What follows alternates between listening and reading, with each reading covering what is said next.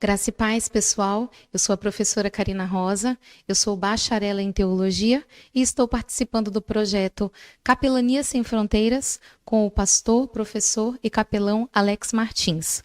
Hoje, nós vamos dar continuidade à matéria Teologia de Missões, a Missiologia, e vamos para a segunda aula. Na aula de hoje, nós vamos estar analisando as missões tanto no Antigo quanto no Novo Testamento. A Bíblia, ela é um livro de missões. De Gênesis a Apocalipse, Deus está falando de missões. Nós também vamos ver um pouco da questão do evangelismo e, por fim, nós vamos tratar das missões urbanas. A igreja, ela foi chamada para ser missionária. O desejo de Deus é que a igreja esteja envolvida com a obra missionária. Que através do estudo de hoje, da análise que nós vamos fazer tanto do Antigo Testamento quanto do Novo Testamento, o nosso coração, a nossa mente venha se abrir e venha se voltar para esses pontos tão importantes da palavra de Deus. Hoje nós vamos analisar a obra missionária em todos os livros da Bíblia e nós vamos perceber que desde o início, desde o princípio, desde a criação do mundo, até o fim dos tempos, até o encerramento de todas as coisas, Deus tem um plano de missões traçado. Deus quer nos usar em missões. Deus faz tudo com um propósito. Deus não faz nada por acaso. Missões é uma ação, é um propósito, é uma tarefa, é uma responsabilidade.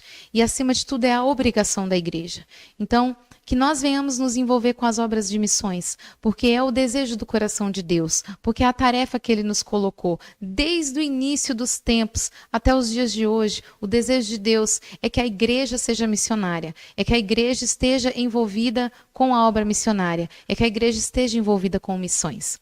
Que nós venhamos analisar a nossa vida, o nosso chamado, o nosso ministério, o nosso testemunho. Será que nós temos ganhado almas para Jesus? Será que nós temos nos dedicado, nos esforçado o suficiente para levar pessoas ao Evangelho? Quantas almas nós temos ganhado por ano? Sempre nós devemos fazer essas análises, essas perguntas para nós mesmos. Será que o nosso ministério está sendo frutífero? Será que o meu chamado, o meu testemunho tem atraído pessoas para Cristo? Será que eu tenho cumprido o ID de Jesus? Porque o desejo de Deus é que o nome dele seja glorificado acima de todas as coisas. E o nome de Deus é glorificado quando nós alcançamos almas para o seu reino. Que em nome de Jesus o seu desejo seja ganhar missões. Ganhar almas para Jesus, seja fazer missões em todo o tempo, que o seu ministério, que a sua vida, que o seu testemunho seja de grande impacto na vida das pessoas. É muito importante nós cuidarmos do nosso testemunho, porque até uma frase que diz, tome cuidado com a sua vida, cuide muito bem da sua vida, porque ela pode ser a única Bíblia que alguém vai ter a oportunidade de ler. E isso é verdade. Muitas vezes algumas pessoas não vão ter a oportunidade de ler a Bíblia, mas elas vão ter a oportunidade de te conhecer, elas vão ter a oportunidade de estar com você e que a sua vida seja um livro aberto, mas que seja a palavra de Deus aberta diante das pessoas, em nome de Jesus. A igreja foi chamada para ser missionária, a igreja foi chamada para fazer missões, a igreja foi chamada para levantar missionários. Nós podemos medir, se assim nós podemos dizer, o crescimento da igreja com a aquisição de almas. Quando há almas sendo ganhas, quando pessoas estão entrando na igreja, se convertendo, aceitando a Jesus, se batizando, se tornando membros do corpo de Cristo, a igreja está crescendo. Toda a igreja que é sadia, que é saudável, ela tem aquisição de almas, ela tem aquisição de pessoas. Mas uma igreja sadia, uma igreja saudável também investe pesado na obra missionária. É muito importante que a igreja não deixe o trabalho missionário de lado, que a igreja não descuide do trabalho missionário, porque é através do trabalho missionário que almas se convertem, mas também é através do trabalho missionário que novos missionários são levantados. Que a nossa geração seja uma geração que tenha desejo por missões, que a nossa nova geração de jovens, de adolescentes, de crianças, elas tenham o desejo de fazer a obra missionária. Mas como isso vai acontecer? Através de nós. Nós temos que anunciar, nós temos que pregar, nós temos que levar esse desejo ao coração da nova geração. Se nós não falarmos, se nós não anunciarmos, os nossos jovens não vão ter o interesse de de se tornar missionários. Daí a importância dos cultos de missões. Daí a importância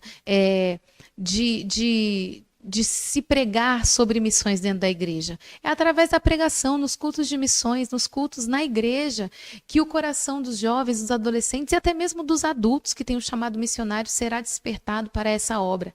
Às vezes a pessoa não tem o chamado para ir para um outro país, mas às vezes a pessoa tem um chamado para a obra missionária, para fazer a obra missionária ali no seu bairro, como nós vamos ver hoje, que é imprescindível esse trabalho também. Nós vimos que missões se faz em Jerusalém, Judéia, Samaria e até os confins da terra.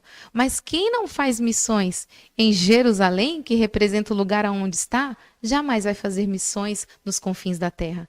Se nós não formos fiéis no pouco, se nós não formos fiéis na onde nós moramos, na região onde nós estamos, nós jamais vamos ser colocados em lugares e regiões maiores. Porque se a gente não faz missões aqui, com certeza a gente não vai fazer lá.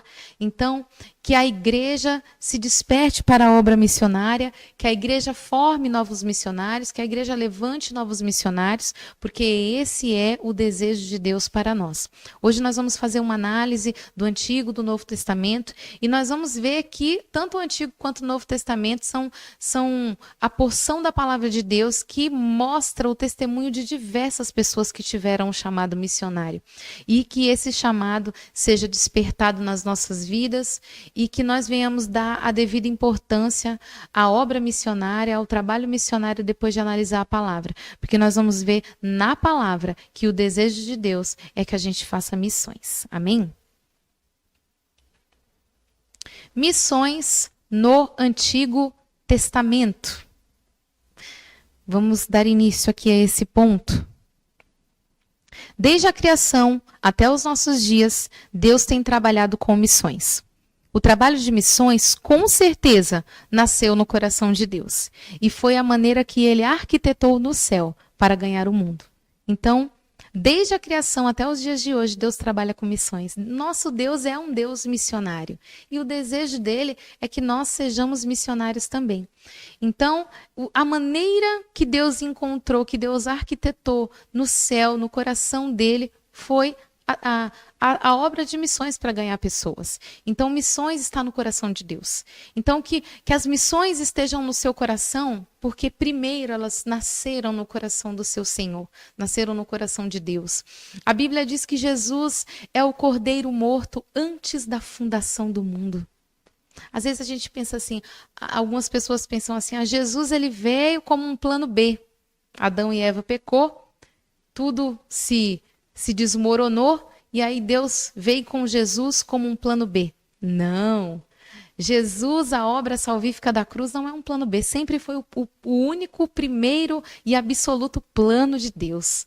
Foi o Calvário, a salvação dos pecadores através da morte de Jesus. Porque a Bíblia mesmo diz que Jesus é o Cordeiro morto antes da fundação do mundo. Antes dos alicerces do mundo serem lançados, antes de Deus criar o primeiro homem e a primeira mulher, Jesus já era o Cordeiro morto, porque antes de tudo já havia um plano de salvação através de Jesus. Então, o nosso Deus é um Deus de missões. Antes de tudo se formar, antes de tudo ser criado, ele já tinha planejado, já tinha elaborado, arquitetado no céu um plano de salvação para a humanidade através da obra missionária na vida de Jesus. Então, missões começam no coração de Deus e que elas venham também para o nosso coração em nome de Jesus. Deus elegeu um povo para que proclamasse sua glória entre todos os povos, Israel. Então, quando Deus chama Israel, quando Deus institui o povo de Israel, levanta o povo de Israel, forma esse povo tão maravilhoso que está no coração dele, o desejo dele era que, através de Israel, todos os outros povos da terra conhecessem o seu nome. Que através do testemunho de Israel, as outras nações pagãs, as outras nações idólatras, as outras nações que adoravam outros deuses se voltassem a ele. Esse sempre foi o plano original de Deus, que através de Israel, os outros povos da terra olhassem Israel e falassem assim: nossa, esse povo é diferente. Esse povo adora um Deus único e verdadeiro. Nós queremos também adorar esse Deus. Nós também queremos conhecer esse Deus, esse Jeová, esse Yahvé, que tem transformado a vida deles. Nós também queremos fazer parte desse povo e nos entregar a esse Deus. Esse era o desejo de Deus. Mas, infelizmente, Israel falhou nesse plano. Muitas vezes nós vamos ver que Israel falhou nesse plano e deu lugar à idolatria, deu lugar à adoração a falsos deuses, adorou a ídolos e entristeceu o coração de Deus. E Deus é tão maravilhoso que ele levantou a igreja. Deus não desiste. Eu quero dizer para você que com esse ponto de que Israel não cumpriu o plano original de missões de Deus, e Deus levantou a igreja para cumprir esse plano. E eu quero dizer para você, Deus não desiste. Ele não desiste das almas, ele não desiste das pessoas, ele não desiste de alcançar os corações. Deus, ele insiste. Que você também não venha desistir, que você também não venha olhar para trás, que você também não venha desanimar, não venha abandonar o seu chamado, não abandone o dom que Deus colocou em você, porque o desejo de Deus é usar você para a glória dele na obra de missões. Assim como nem o próprio Deus desistiu, não desista, porque ele é aquele que segura nas nossas mãos e diz: meu filho, eu estou contigo, eu te ajudo, eu te sustento com a minha destra. Segue em frente, não olhe para trás, porque eu estou com você. Então, o povo israelita foi levantado por Deus e deveria fazer conhecido o seu nome entre todas as nações. Isso para testemunhar as grandiosas obras de Deus entre todos os povos. Então, esse era o plano de Deus. Nós vemos no Antigo Testamento, através do povo de Israel, de um modo geral, que o plano de Deus era esse. Era que através de Israel, todas as outras nações, todos os outros povos da terra fossem alcançados. E nós vamos ver que um dos primeiros chamados que impactou o Antigo Testamento é o chamado de Abraão. Não que Deus não tenha chamado antes de Abraão outras pessoas, como nós temos o exemplo da história de Noé, que é um grande exemplo. Noé também foi um grande missionário, ele fez uma grande obra para Deus, porque ele foi obediente a Deus. Deus incumbiu Noé de uma grande missão, de construir uma arca. Ele ficou 120 anos construindo essa arca para salvar o mundo e, infelizmente, ele só conseguiu salvar os animais e a sua família. Mas ele obedeceu. A história de Noé é uma história de obediência. Mas quando nós falamos do chamado missionário no Antigo Testamento, o primeiro nome que se destaca nesse sentido é Abraão, com certeza. Abraão é o primeiro chamado missionário do Antigo Testamento, nos moldes que Deus deseja fazer missões. Então, olha aqui, um dos primeiros exemplos de missões que temos no Antigo Testamento começa com o chamado de Abraão. Deus ordenou que ele saísse de sua parentela e fosse para uma terra que não conhecia, para que se tornasse pai de multidões. Podemos dizer que Abraão foi o primeiro missionário transcultural do Antigo Testamento. Então, é muito maravilhoso, é muito interessante nós analisarmos a história de Abraão.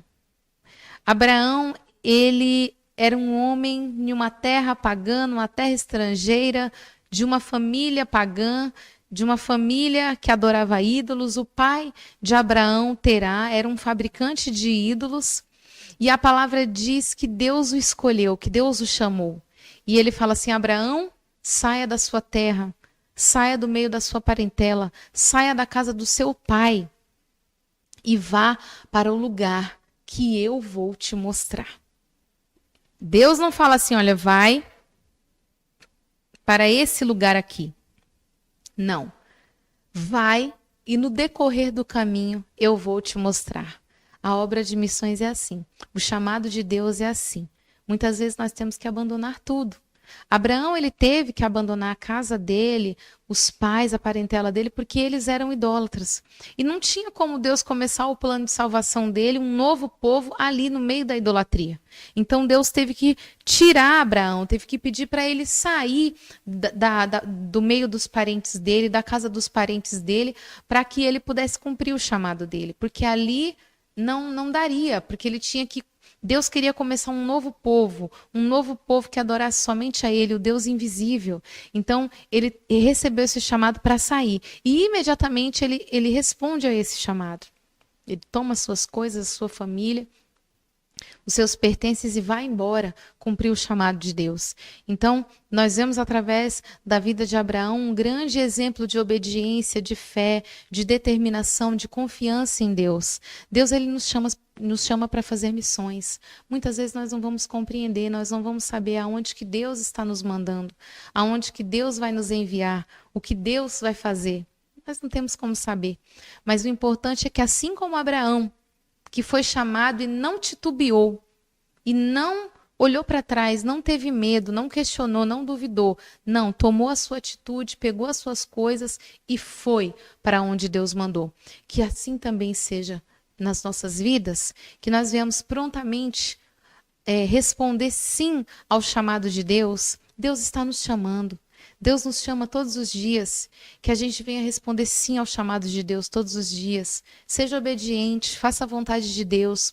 Às vezes você não compreende o porquê das coisas no momento, mas lá na frente Deus vai te explicar tudo. Sabe por quê? Porque em tudo Deus tem um propósito.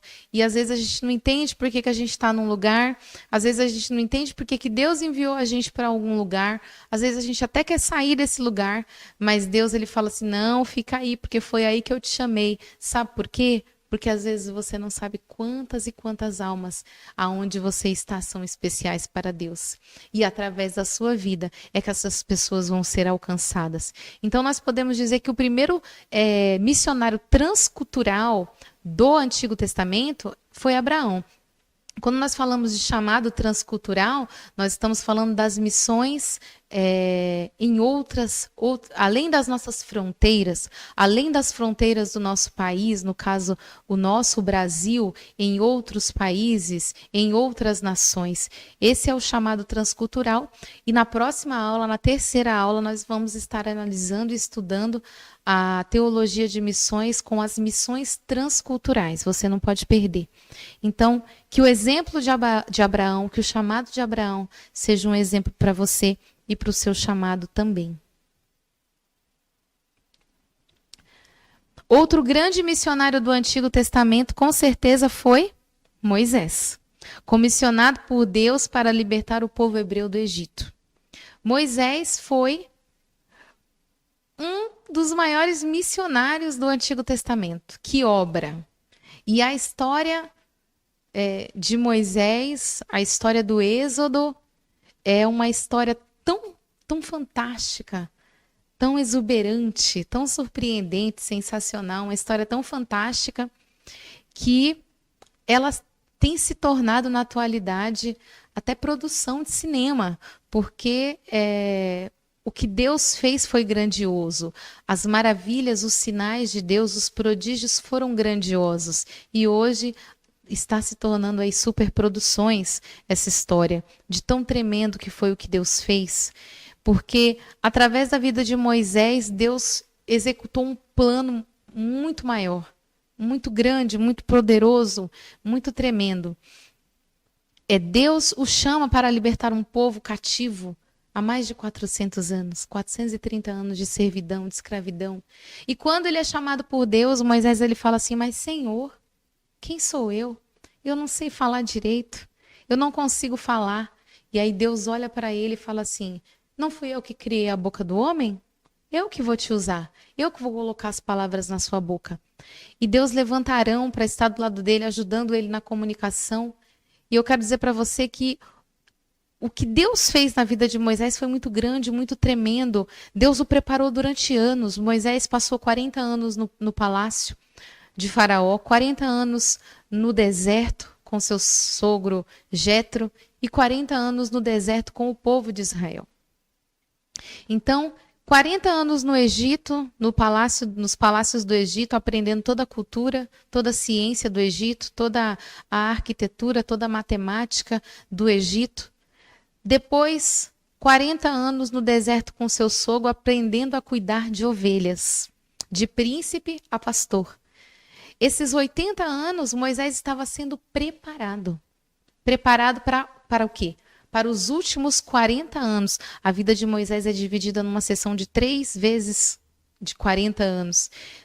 As 2 primeiras fases estavam preparando ele para a última fase. Olha só, 80 anos sendo preparado para exercer um ministério de 40 anos no deserto. Ali no deserto, Deus usa Moisés de maneira tremenda através de tudo que ele foi moldado para ser, tanto no palácio de Faraó, quanto no deserto com seu sogro.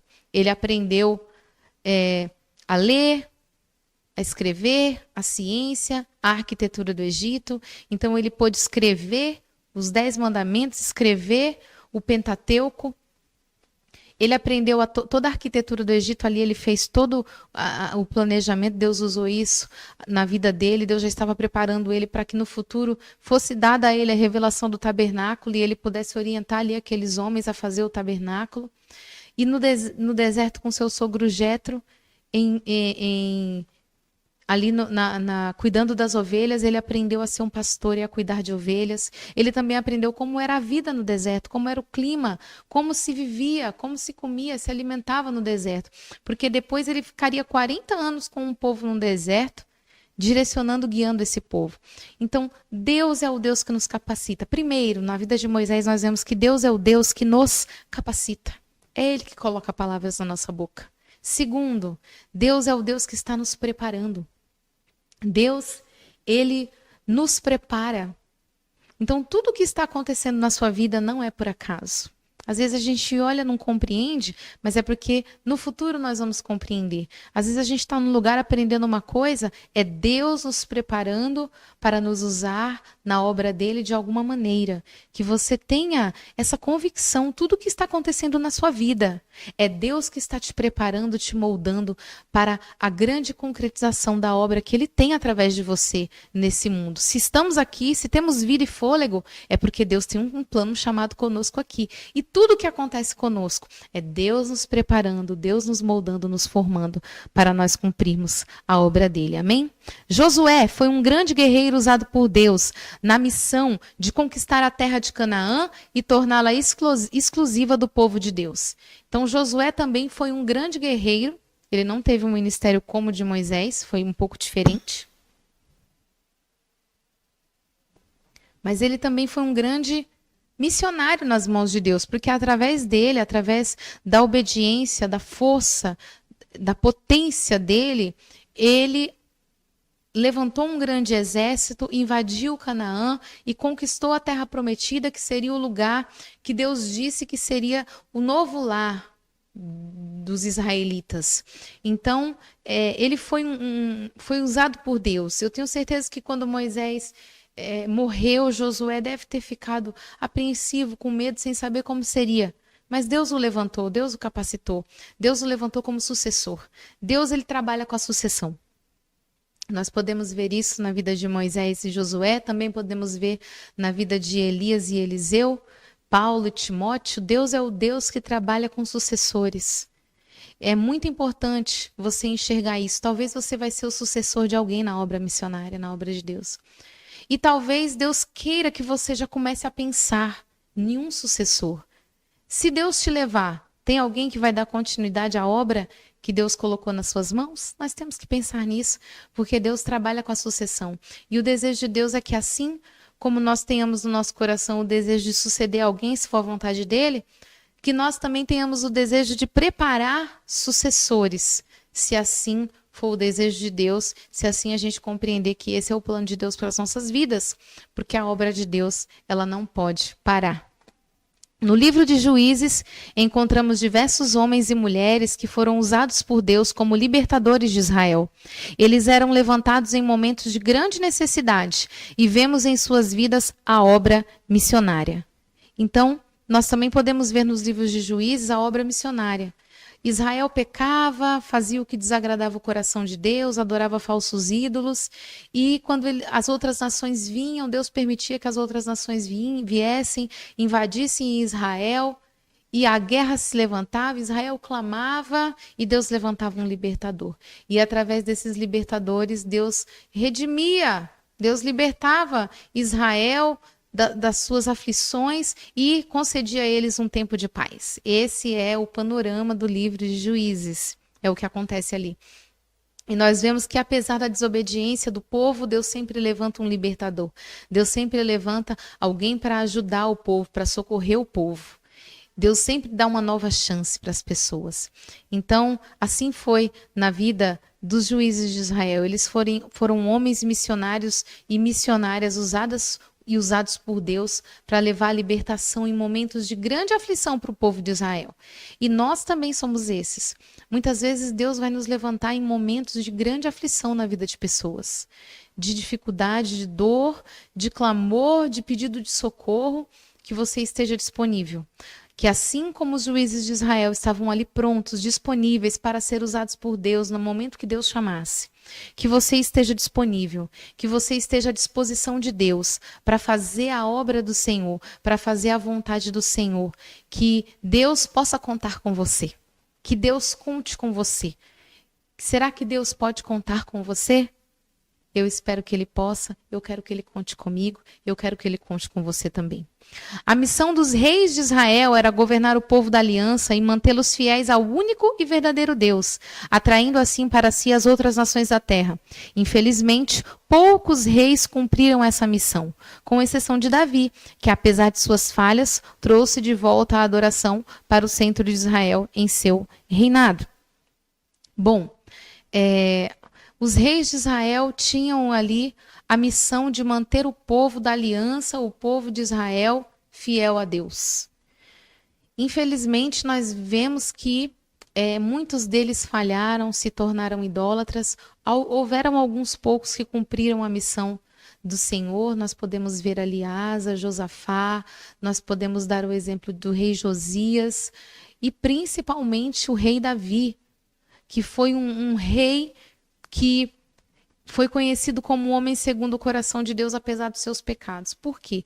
Porque o coração de Davi era quebrantado, ele pecou e se arrependeu, isso fez dele um homem segundo o coração de Deus, mas ele também era um homem segundo o coração de Deus, porque quando ele foi colocado como rei, a primeira coisa que ele fez foi trazer a adoração como centro para Israel novamente. Ou seja, ele foi em busca da Arca da Aliança, ele olhou a Arca da Aliança e pensou, poxa, eu moro num palácio e o meu Deus mora numa tenda? Ele quis construir um templo, mas Deus não permitiu, não era através dele, era através da vida de Salomão que isso ia acontecer. Mas a missão dos reis de Israel era manter o povo da aliança fiel, era governar o povo. Então nós podemos ver a obra missionária também na vida dos reis de Israel. Mas devido à corrupção dos reis de Israel, Deus levantou os profetas e neles, com certeza, vemos a obra missionária se cumprir. Esse ministério se inicia em Elias e finda-se em João Batista. Com certeza, na vida dos profetas, nós podemos ver a obra missionária. Nós temos no Antigo Testamento os profetas maiores, os profetas menores, que foram aqueles profetas que escreveram livros, profetas literários, mas nós também temos profetas que foram apenas profetas orais, que só profetizaram oralmente, como é o caso de Elias, Eliseu, que foram grandes profetas do Antigo Testamento. O primeiro foi Elias, que foi levantado por Deus. Por quê? Por que os profetas são levantados? Porque quando os reis que tinham a missão de manter o povo da aliança fiel falham no seu chamado missionário, na sua missão, Deus levanta os profetas para combater o pecado. Deus levanta os profetas para anunciar, para levar uma mensagem de correção tanto à vida dos reis quanto à vida do povo de Israel que estava se corrompendo através da idolatria. Então, o povo começa a se corromper, os reis começam a se corromper e Deus levanta os profetas com uma mensagem de correção e com uma mensagem de predição, de anúncio. Olha, se vocês não se converterem ao evangelho, se vocês não se manterem fiéis a alianças, se vocês não se manterem fiéis à lei de Moisés, não obedecerem a Deus, adorarem a Deus como seu único e suficiente Salvador, único e suficiente Deus, desculpa, o cativeiro vai vir e vocês vão ser presos, vocês vão ser levados cativos, outras nações vão invadir a sua terra e vão levá-los embora daqui, tudo vai ser destruído. Então essa foi a grande missão dos profetas. Eles denunciavam o pecado. Eles anunciavam ali, olha, se não houver arrependimento, se não houver conversão, mudança de vida, o mal vai vir sobre vocês. Então Deus, ele usa a vida tanto de Moisés, Abraão, Josué, os juízes, os reis e os profetas, sempre nós podemos ver no Antigo Testamento a obra missionária sendo realizada na vida de todos esses homens, de todas essas pessoas no Antigo Testamento. Então, Deus é um Deus missionário. E desde o início dos tempos, o plano dele é um plano missionário, é um plano de salvação para a humanidade. Vamos agora para as missões no Novo Testamento. O Novo Testamento, com certeza, é um livro de missões. Todos os livros do Novo Testamento nos falam de missões. É uma questão de nós começarmos a enxergar a Bíblia desse ponto de vista. Às vezes nós nunca paramos para pensar, nossa, de Gênesis a Apocalipse a Bíblia está falando de missões. Mas está. Então nós vemos que no Novo Testamento as missões são intensas, são poderosas. Então o Novo Testamento é um livro de missões. Do início ao fim tem o propósito missionário. Os evangelhos iniciam-se com Jesus pregando em vilas, aldeias e cidades. Depois segue-se o cumprimento de sua missão. E antes de ser assunto aos céus, ele deixou a grande comissão para a sua igreja. Então, o Novo Testamento, quando nós falamos dos evangelhos, nós já vemos que os evangelhos são livros de missões, são relatos da missão de quem? De Jesus. Jesus, toda vez que nós falamos de missionário no Novo Testamento, nós sempre pensamos em Paulo, com certeza, isso não é errado. Mas Jesus foi, e sempre será o maior missionário de todos os tempos, o próprio Deus. O próprio Deus, Jesus é Deus e ele é o maior missionário que já existiu. Jesus, ele já nasce com uma missão, com uma obra. Quando ele está ali no templo falando com os seus 12 anos, adolescente, ele está ali falando no templo, ele já demonstra que ele veio com uma missão. Quando ele se perde em Jerusalém dos seus pais, Maria o procura, meio que o repreende, nós estávamos te procurando. Ele já responde, eu estava na casa do meu pai. Jesus veio com uma missão. E desde adolescente Deus já estava trabalhando isso na vida dele. E mais aos 30 anos ele se batiza no Rio Jordão por João Batista. E ele começa a pregar o evangelho. Arrependei-vos porque é chegado o reino dos céus.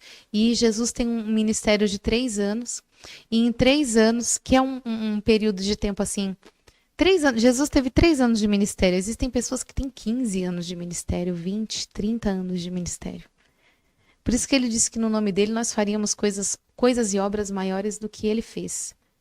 Mas às vezes, quando nós fazemos essa comparação, nós podemos pensar, Jesus em 3 anos de ministério fez tanta coisa. E às vezes eu tenho tantos anos de ministério, será que eu tenho feito coisas grandes assim? É sempre importante a gente analisar assim, porque na época de Jesus, é impressionante que Jesus teve 3 anos de ministério e depois do Novo Testamento, 30 anos depois, 40 anos depois da morte do último apóstolo João, quando nós analisamos a história da igreja, nós vemos que 30 anos depois já havia igreja espalhada por todo o mundo antigo. O evangelho se disseminou. A obra de Deus foi espalhada através da vida e obra do ministério desses homens do Novo Testamento. E nós pensamos assim, eles não tinham rádio, eles não tinham TV, eles não tinham jornal, eles não tinham internet, meios de comunicação que nós temos hoje, e fizeram tudo isso só através de viagens e da mensagem boca a boca. Isso é tremendo. Então, o ministério de Jesus é tremendo. Jesus ele era aquele que andava de cidade em cidade, de vila em vila, de aldeia em aldeia, pregando nas ruas para as pessoas, curando, evangelizando, expulsando demônios. Jesus, a obra missionária na vida dele, o ministério missionário na vida dele foi assim tremendo. E ele é, com certeza, o nosso maior exemplo. Então, nos evangelhos, nós vemos a obra missionária na vida de Jesus sendo realizada, com certeza, através das suas pregações, através das curas, dos sinais, das maravilhas, de tudo, do seu ensino, dos seus milagres, é Jesus fazendo a obra missionária.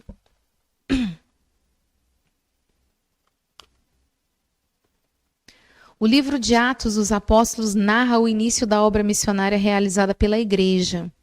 Aí nós temos em Atos dos Apóstolos a obra missionária sendo realizada pela igreja. Depois que Jesus deu a ordem, permaneçam em Jerusalém, até que do alto vocês sejam revestidos de poder.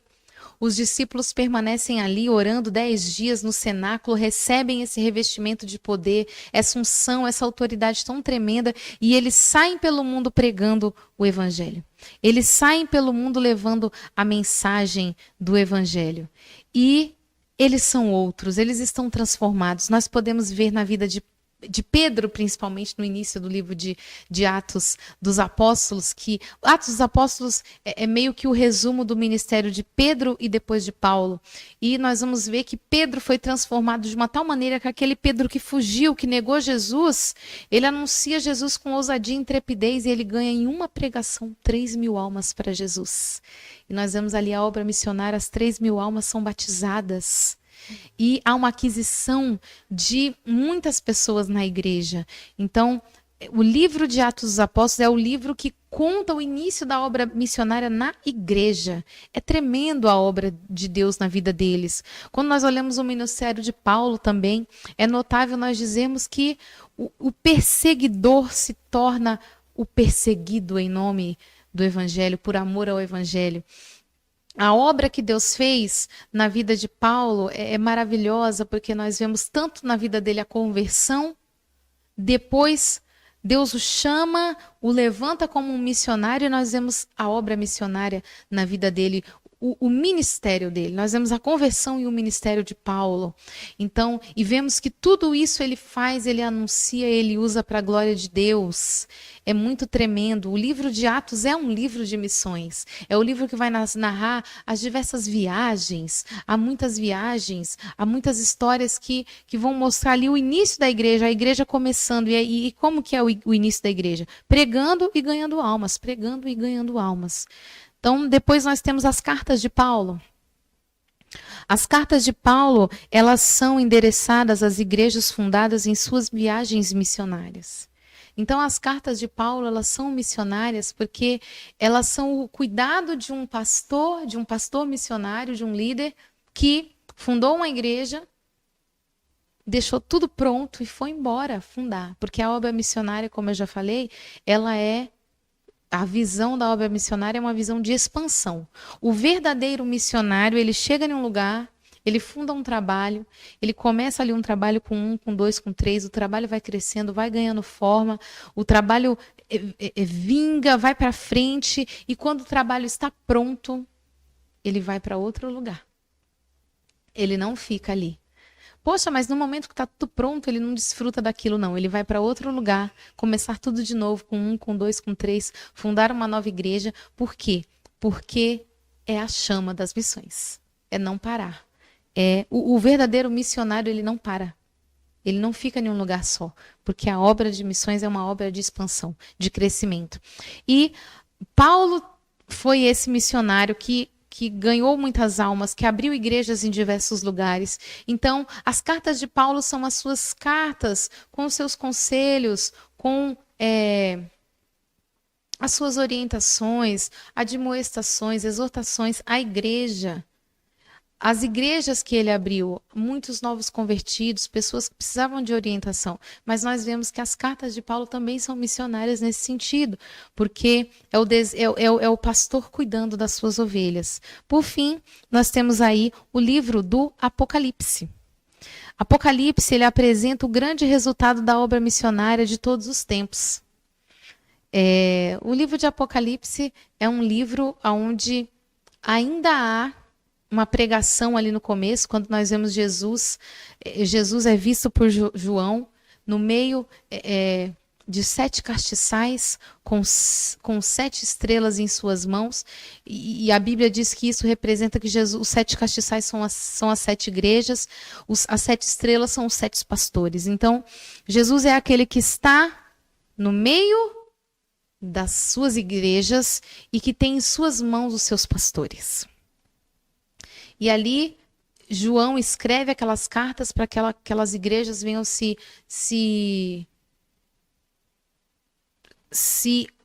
endireitar, algumas, outras permanecer na obra que estão. Vemos também um propósito missionário nisso, mas vemos também a consumação de tudo no livro de Apocalipse. E o fim de tudo, depois o resultado da obra missionária. Mas nós vemos que também, mesmo em meio à grande tribulação, mesmo em meio aos acontecimentos finais que vão ser tão dolorosos, o derramamento dos 7 cálices, o toque das 7 trombetas, a abertura dos 7 selos, que são os juízos de Deus.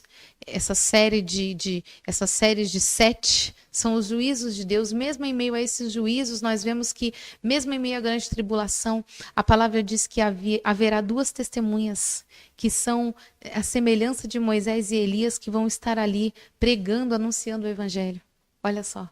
Nós vemos também que os 144.000 são aqueles que anunciam o evangelho na grande tribulação. 144.000 judeus, descendentes das tribos de Israel. Nós vemos que também há um anjo que tem em suas mãos ali o evangelho eterno, e ele sai voando pelo ar anunciando o evangelho eterno. Mesmo no meio da grande tribulação, a obra da evangelização, a obra de missões, ela vai acontecer, porque Deus, ele vai até o fim. Ele não desiste.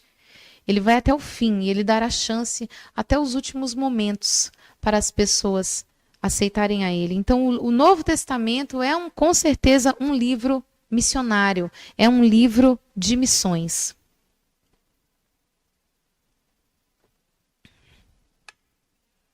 Missões no Novo Testamento. Quando falamos em missões no Novo Testamento, logo pensamos em Paulo como seu grande ícone.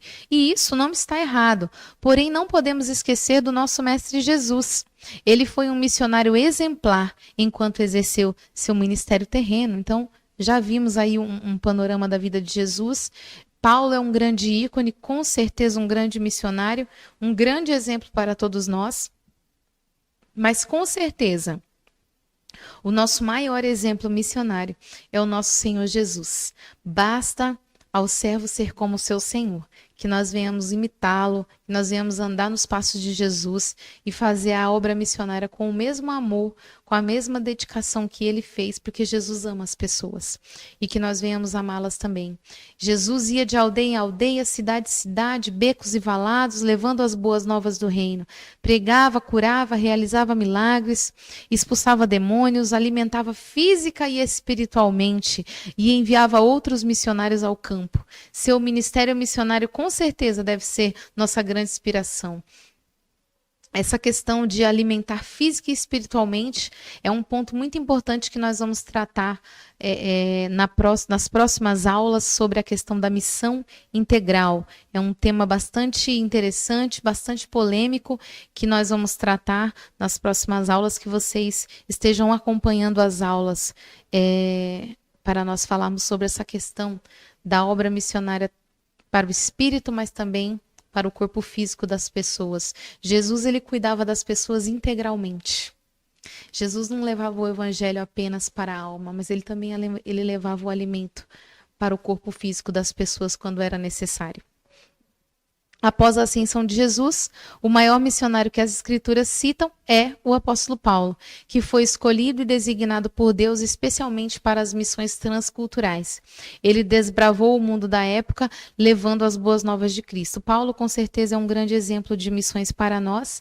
Ele foi um grande missionário que, através de 3 viagens missionárias apenas, olhando por esse ponto de vista, ele ganhou todo mundo da época, através de 3. Outros teólogos vão dizer através das suas 4 viagens missionárias, porque o apóstolo Paulo não perdia a oportunidade de anunciar o evangelho. Então, a sua 4ª viagem, ela não foi missionária no sentido de que ele estava indo fazer missões exclusivamente, porque ele estava sendo levado preso a Roma, mas através dessa viagem ele anunciou o evangelho. Nós sabemos que Paulo não perdia oportunidades. E ele foi um grande missionário, um grande exemplo para nós de um homem que evangelizou, ganhou pessoas da época. Deus teve uma grande obra na vida de Paulo, tinha um propósito, um objetivo, é notório, mas ele é um grande exemplo para nós, que nós viemos sempre nos espelhar na vida de Paulo. Um dos princípios que devemos observar no Novo Testamento a respeito de missões é que tudo que a igreja primitiva tinha era em comum. Uma só fé, um só coração. Não havia necessitados, e por isso a obra missionária funcionava de forma eficaz, pois tudo era dividido. É importante nós analisarmos que a igreja primitiva tinha tudo em comum. A igreja primitiva, havia uma unidade, uma união na igreja primitiva. Eles tinham uma só fé, um só coração, eles tinham tudo em comum. A unidade e a comunhão da igreja primitiva fez com que a obra missionária se desenvolvesse, crescesse, corresse pelo mundo de uma maneira diferente. Com certeza. Quando há amor, quando há união, quando há comunhão, quando nós temos tudo em comum uns com os outros, a obra missionária vai acontecer. Então, eu quero até compartilhar com vocês esses textos. Aqui está Atos 4, do 32 ao 35, mas eu quero já ler com vocês Atos 2, do 42 ao 47, que diz o seguinte: eles se dedicavam aos ensinos dos apóstolos e à comunhão, ao partir do pão e às orações. Todos estavam cheios de temor, e muitas maravilhas e sinais eram feitos pelos apóstolos. Os que criam mantinham-se unidos e tinham tudo em comum. Vendendo suas propriedades e bens, distribuíam a cada um conforme a sua necessidade. Todos os dias continuavam a reunir-se no pátio do templo, partiam o pão em casa e juntos participavam das refeições com alegria e sinceridade de coração, louvando a Deus e tendo a simpatia de todo o povo, e o Senhor lhes acrescentava diariamente os que iam sendo salvos. Então esse é o testemunho da igreja primitiva. É um testemunho de unidade, de comunhão e de doação. E esse testemunho da igreja primitiva fazia com que eles tivessem a admiração, a simpatia de todos ao redor. Tremenda era a comunhão da igreja primitiva. Isso é necessário na obra de missões. É fundamental que haja em nós esse espírito da igreja primitiva. Por que na igreja primitiva houve tanta aquisição de almas? A igreja era uma igreja unida, a igreja era uma igreja que comungava tudo. Aí vamos ler o texto de Atos 4, 32 ao 35, que diz assim, ó: da multidão dos que creram, uma era a mente e um o coração. Ninguém considerava unicamente sua coisa alguma que possuísse, mas compartilhavam tudo o que tinham.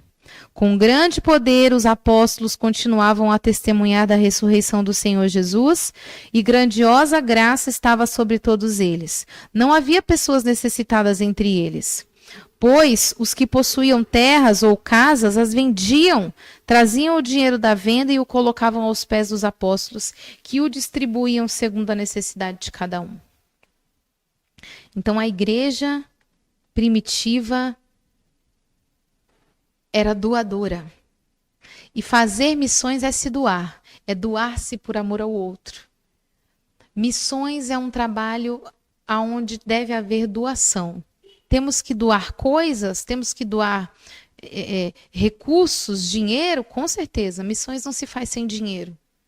Porque as pessoas precisam do dinheiro para a sua subsistência. E quando nós vamos ajudar uma pessoa, a primeira coisa que nós vemos é a necessidade do dinheiro na obra missionária. Tanto as pessoas que vão ser ajudadas muitas vezes precisam de dinheiro, as almas, quanto os missionários para ser mantidos. Mas, acima de tudo, de se doar essas questões de alimentos, de suplementos, de doações, quando a gente fala de coisas materiais, acima de tudo, missões é doar a si mesmo. A obra de missões é se doar. É doar-se por amor ao outro. Então, qual é o diferencial na vida desses homens do Novo e do Antigo Testamento? De Abraão, de Moisés, Josué, dos profetas, de Jesus, dos apóstolos, porque não foi só Paulo e Pedro, mas os outros não são citados no Novo Testamento, mas saíram pelo mundo levando o evangelho. Nós vemos isso na história da igreja. Qual é o diferencial desses homens que fizeram tantas coisas tremendas, maravilhosas? Eles se doavam. Eles entenderam que o princípio de missões é se doar. Eles se doavam por amor às pessoas. E nós temos que se doar. Enquanto o que for meu não for seu e o que for seu não for meu, o trabalho de missões sempre será prejudicado. Pois a visão missionária não é egoísta, ao contrário, é totalmente altruísta. A visão missionária não é uma visão de que o que é meu, o que é seu. Não, é a visão de o que é meu é seu e o que é seu é meu. É uma visão de ajuda, de contribuição, de troca, de doar-se uns pelos outros. Nós vemos que esse termo uns pelos outros é muitas vezes usado no Antigo Testamento. Orar uns pelos outros, amar uns aos outros, suportar uns aos outros. Quando se fala suportar uns aos outros, não é como muitas pessoas às vezes falam por aí. A Bíblia diz que tem uns que a gente ama, outros a gente suporta. Então, eu amo fulano e beltrano e ciclano eu suporto. Isso não existe. O texto não está querendo dizer suportar no sentido de convivo, mas não gosto, aguento. Não. Quando o texto fala assim, suportai uns aos outros, é no sentido de leve as cargas uns dos outros. Se for necessário, coloque o seu irmão nos ombros, nas costas e leve ele, carregue ele, mas não o abandone. Isso é suportar uns aos outros. E a obra missionária é feita assim. É feito de uns aos outros, doando-se uns aos outros por amor uns aos outros. Amém? Estamos seguindo já para o fim dessa aula. Desculpa. Vamos falar um pouco sobre evangelismo e um pouco sobre missões urbanas. Evangelismo. Evangelismo é a ação cujo objetivo é levar os homens a conhecerem sua condição de pecadores, perdidos, e o plano de Deus para a sua salvação. Conduzi-los a aceitarem a Jesus como seu Salvador e Senhor e integrá-los na vida cristã. Então, o evangelismo é essa obra, essa ação de levar as pessoas a conhecerem Jesus, a entenderem que elas precisam de um Salvador. Todos nós precisamos de um Salvador. E o evangelismo é essa obra que tem essa ação de levar as pessoas a conhecerem Jesus, a compreenderem a mensagem do Evangelho. A obra do evangelismo é feita de diversas maneiras hoje em dia. Quando a gente fala de evangelismo, logo a gente lembra e pensa naquele evangelismo de rua com o folheto. Hoje em dia nós temos outros meios de evangelismo, não desprezando o folheto, porque a obra de evangelismo com o folheto ganhou muitas pessoas para Jesus e até hoje o Espírito Santo age através de um folheto. Eu sei que hoje nós temos a internet e muitas vezes os folhetos se tornaram digitais. Glória a Deus por isso, a igreja está avançando na sua obra. Mas essa obra de mensagens em folhetos, tanto folhetos de papel como na atualidade através da internet digitais, ganha e continuará ganhando até Jesus voltar muitas almas. Logo a gente pensa, quando se fala de evangelismo, nesse evangelismo de rua com folheto. Sim, mas nós podemos fazer evangelismo, a igreja pode fazer evangelismo de diversas outras maneiras. O evangelismo, ele pode ser feito através de cultos nos lares, através de cultos na rua. O evangelismo pode ser feito através de teatros. Jovens adolescentes têm se destacado nas linhas dos trens, nos terminais de ônibus, fazendo evangelismo de rua, com teatros, com música, enfim. E o evangelismo pode ser simplesmente o evangelismo pessoal e informal, aonde você se senta do lado de uma pessoa, ela concede ali uma oportunidade para você falar, ela dá uma brecha contando ali um problema da vida e ali você apresenta Jesus para ela. Você leva a salvação para ela. Isso é o evangelismo. O que importa é que a igreja ela deve evangelizar. A igreja deve conduzir as pessoas a Cristo. Porque almas e almas estão indo para o inferno sem Deus. E nós temos a responsabilidade de levar essas almas para Jesus. Evangelismo deve se tornar um hábito, porém não deve constranger. Nós temos que ter o hábito de evangelizar. O evangelismo deve se tornar um hábito. A gente deve desenvolver esse hábito de evangelizar. Mas a gente não deve constranger as pessoas. A gente não deve ser chato. A gente tem que evangelizar, porque é uma responsabilidade da igreja. Temos que ter o hábito de evangelizar, mas temos que evangelizar com consciência e responsabilidade. Porque a gente não pode constranger. Porque se a gente se tornar... A gente viu no início da matéria, na aula anterior, que a missiologia é um planejamento consciente de missões. É fazer missões com planejamento e consciência. Então, nós temos que planejar o nosso evangelismo. A gente não pode sair para evangelizar sem estar preparado, sem ter uma palavra preparada, sem conhecer os diversos tipos de pessoas que vão se apresentar diante de nós. A gente tem que ter essa noção. A gente tem que ter essa pré-orientação. Senão a gente faz errado mesmo. Então, existe a matéria de evangelismo pessoal, que vai ensinar cada ponto do evangelismo. Acredito que vocês vão ter essa matéria aqui. Hoje nós estamos aqui apenas dando um breve esclarecimento sobre evangelismo. Na matéria evangelismo pessoal, a gente esclarece cada ponto e na matéria evangelismo pessoal, a gente ensina realmente a evangelizar diversos tipos de pessoas que existem. Crianças, adolescentes, jovens, enfim. Mas temos que evangelizar, mas não podemos constranger as pessoas. Se por algum motivo o evangelismo te levar a brigar, a discutir com alguém, encerra o evangelismo. Esse não é o objetivo. O objetivo não é discutir religião. O evangelismo não é discutir religião. O evangelismo é levar Jesus às pessoas. Por que temos que evangelizar? Porque todas as pessoas precisam de um Salvador. Nós precisamos conscientizar as pessoas de que elas precisam de um Salvador. Precisamos evangelizar porque o tempo de Deus é agora. Jesus está voltando. Jesus está voltando e a qualquer momento ele pode voltar para a igreja, no coletivo, mas ele também está voltando para as pessoas individualmente. Cada pessoa que morre é uma pessoa que se encontra com a eternidade, que parte para a eternidade. Mas e aí? Para que lado da eternidade ela vai? Para o céu ou para o inferno? Então nós temos que evangelizar. Porque a gente quer, em nome de Jesus, que o mínimo número de pessoas vão para o inferno e o máximo número de pessoas vão para o céu. Então o tempo é agora, o tempo é hoje.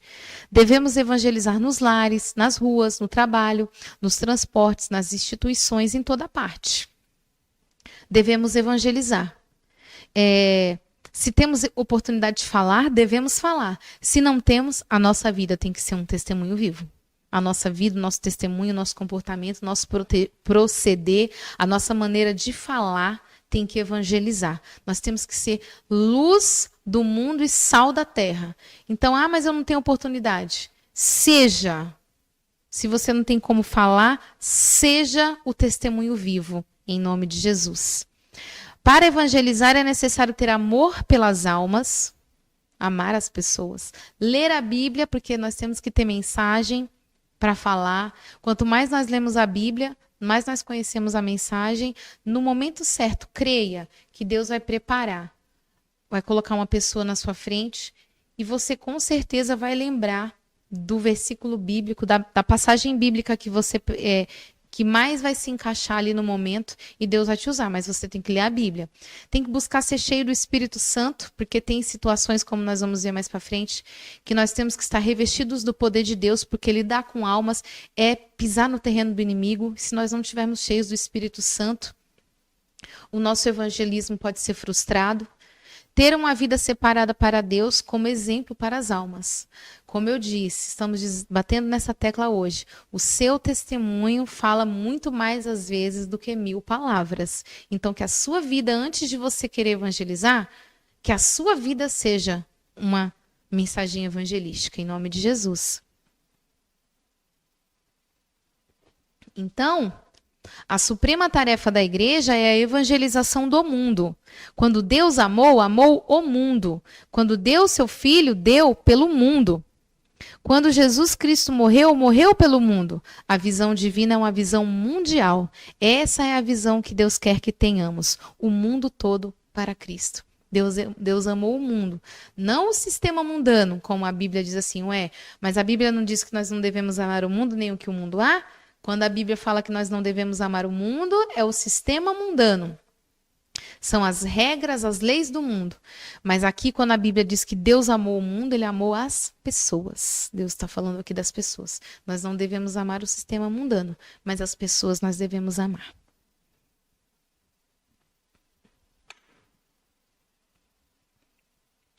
Missões urbanas. Vamos caminhando para o fim dessa aula. Missões urbanas é todo o trabalho realizado de missões no seu bairro, nas suas ruas, na localidade, ao redor da sua igreja, da sua comunidade. Quando nós falamos de missões urbanas, nós estamos falando de um trabalho evangelístico e missionário da igreja. Toda a igreja deve trabalhar com missões urbanas. Toda a igreja deve conhecer a sua rua, onde está localizada, as ruas ao redor, o seu bairro no geral e as pessoas que precisam de ajuda, as pessoas que precisam ser evangelizadas, as pessoas que precisam da solidariedade, do amor de Deus da igreja. Quando a gente fala de missões urbanas, nós estamos falando dos missionários locais. Toda a igreja tem o seu missionário local ou os seus missionários locais. Os missionários locais são os missionários que têm o chamado missionário, mas eles não foram enviados para outras nações, outras cidades. Isso não tem problema. Eu posso ser missionário e estar dentro de uma igreja? Claro que sim. Ao redor dessa igreja, tem muitas almas clamando por Deus que precisam do seu trabalho missionário. Então, ser missionário não é só ir para outras nações fazer missão transcultural. Não, tem as missões urbanas.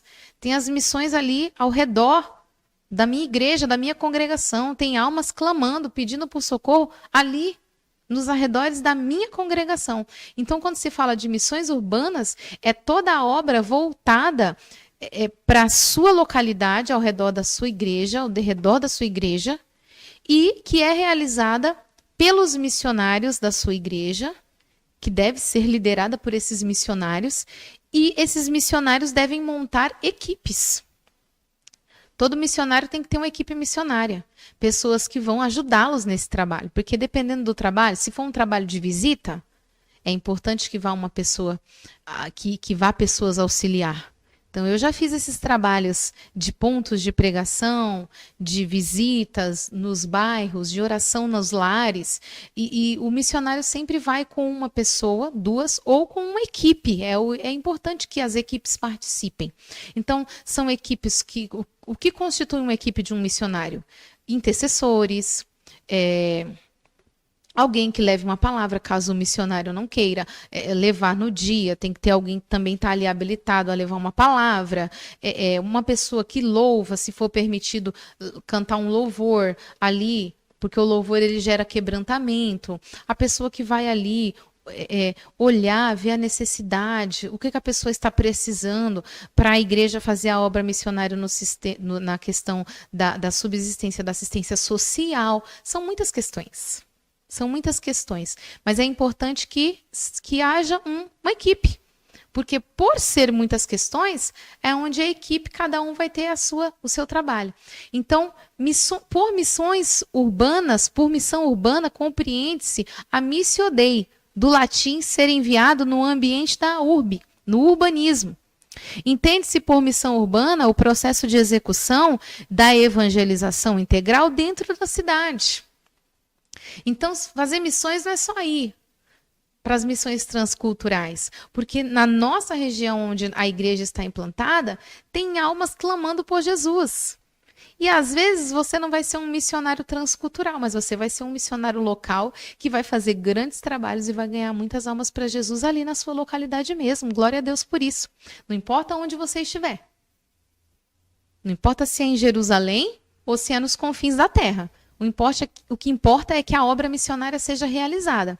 Jerusalém, Samaria, Judeia ou confins da terra, a obra missionária deve ser feita com dedicação, com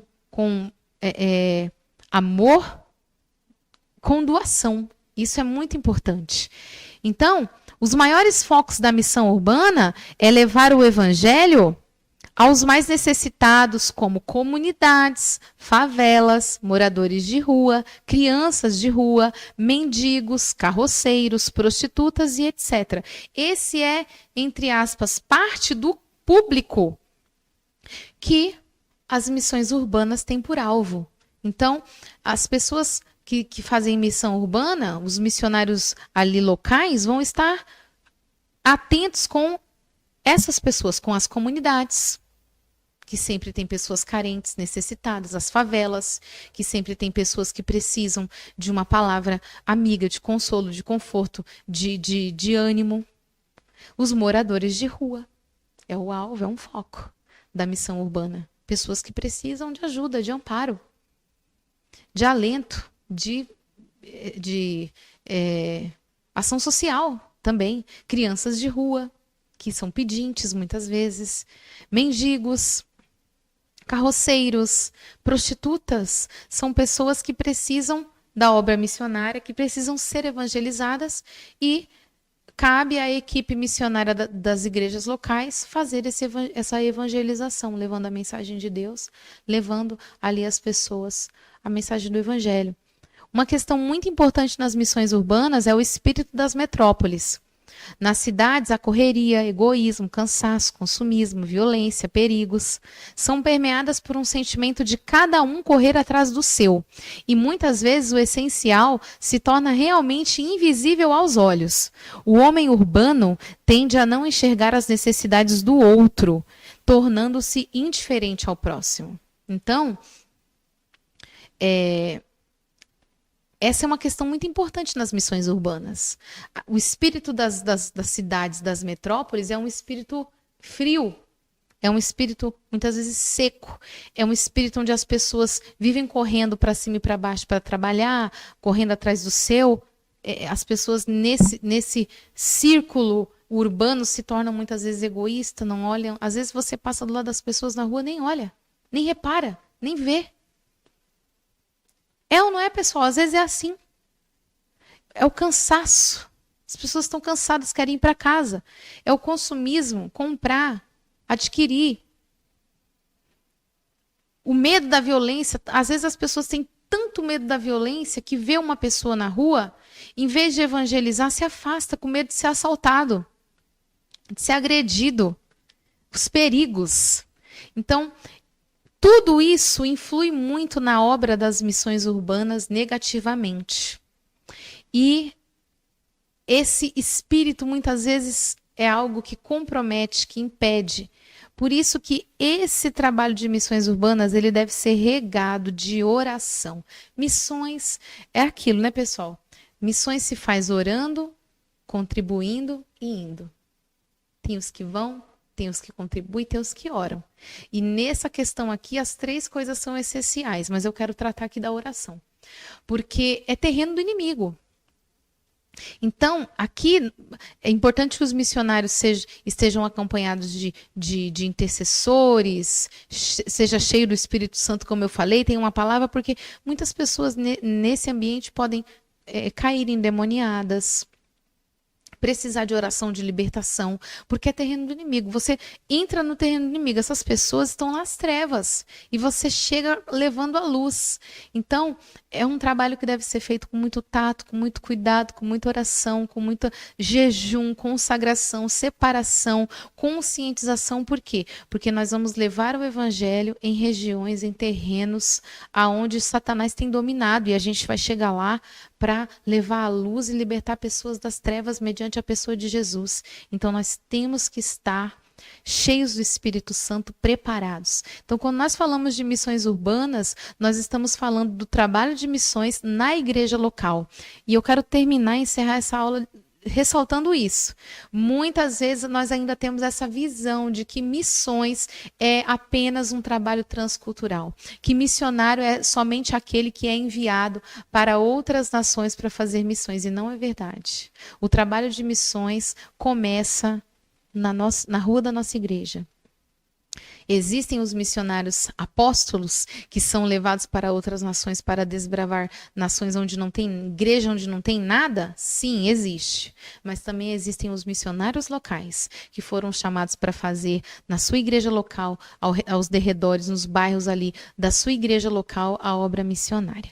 Amém, pessoal? Quero encerrar essa aula de hoje, quero agradecer a atenção de vocês, pedir que vocês continuem orando por esse curso, por esse trabalho, que Deus continue abençoando o Unicage, que Deus continue abençoando o pastor Alex Martins e toda a sua equipe, e que essas aulas sejam em nome de Jesus, para o crescimento e fortalecimento do seu ministério. Amém?